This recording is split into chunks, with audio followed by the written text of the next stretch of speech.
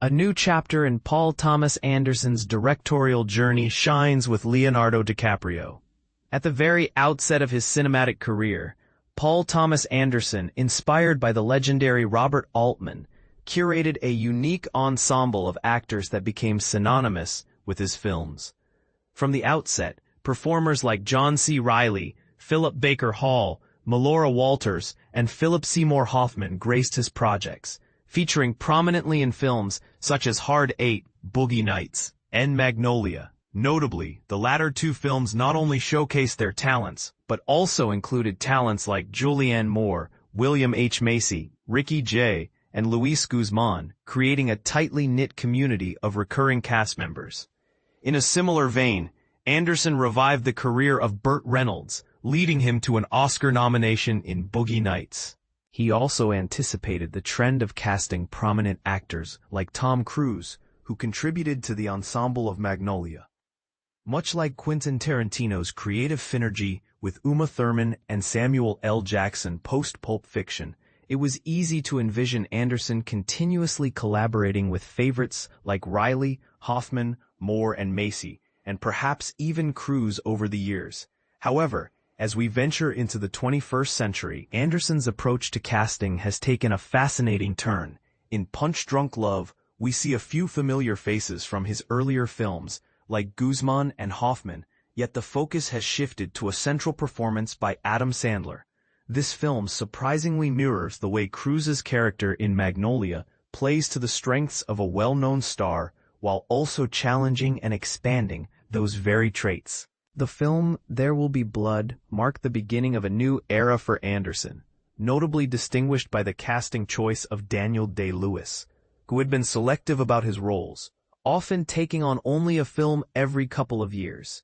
Since then, Anderson has collaborated with an array of eclectic and talented actors, yet for the first time, he has forged lasting partnerships with leading men like Day-Lewis, who featured prominently in both Blood and Phantom Thread, and Joaquin Phoenix, who starred in The Master and Inherent Vice. Within this context, Leonardo DiCaprio's role in One Battle After Another feels like a harmonious blend of styles from both previous eras of Anderson's casting. The fact that the highly selective and often semi-retired Day-Lewis chose to collaborate with Anderson on not just one, but two films elevates the director's stature significantly.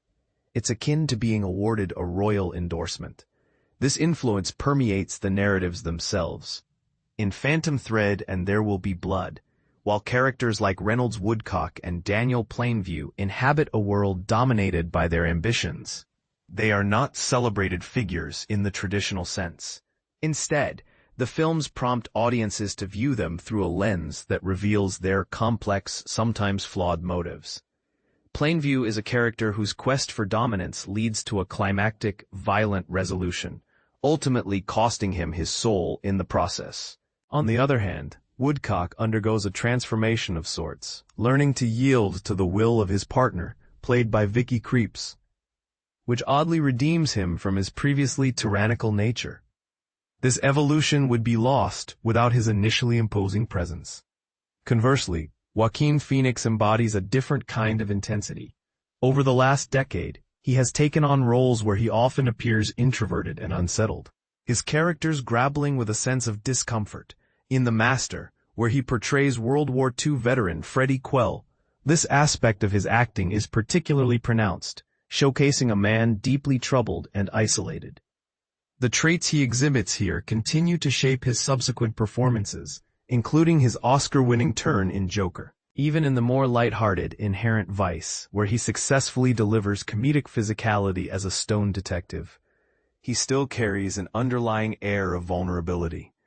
DiCaprio, in stark contrast, inherently possesses a more approachable and dynamic presence. It's part of what makes him a Hollywood icon. This trait reflects in Anderson's approach in his latest adaptation of Pynchon's work, One Battle After Another, which emerges as one of his most accessible films. Furthermore, this film diverges more from the original source material than Inherent Vice did. In this current narrative, DiCaprio channels characteristics reminiscent of Phoenix as Bob Ferguson, a former revolutionary consumed by paranoia while striving to provide for his teenage daughter, resulting in a character reminiscent of a well-meaning but somewhat clumsy anti-hero. This persona is much more driven by anger and urgency, especially in moments where his daughter is put at risk, a stark contrast to Phoenix's more reflective sadness.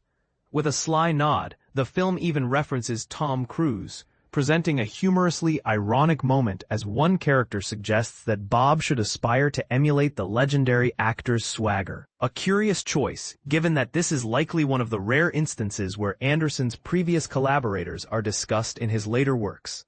By choosing an actor whose style lies somewhere between the anxious energy of Phoenix and the commanding presence of Day-Lewis, Anderson successfully navigates Bob's vulnerabilities without rendering his potential victories farcical. From a practical standpoint, casting DiCaprio undoubtedly contributed to securing a larger-than-usual budget for this project, signaling a transitional phase, one that may not lead to DiCaprio becoming a constant figure in Anderson's cinematic universe, akin to how Scorsese relies on DiCaprio, or Spike Lee on Denzel Washington. Although DiCaprio drives the narrative of one battle after another, it seems fitting that he may not persist as Anderson's principal collaborator as he ages into his 50s. Anderson appears to recognize the limitations of relying on any leading man, regardless of their extraordinary talent. Interestingly enough, while one might anticipate the formation of a new ensemble akin to the earlier days, the absence of Philip Seymour Hoffman, who tragically passed away in 2014, has left a significant gap in Anderson's creative landscape. As he shifts away from the traditional ensemble format of his earlier films, even those with large casts now lack the cohesive unity of previous works.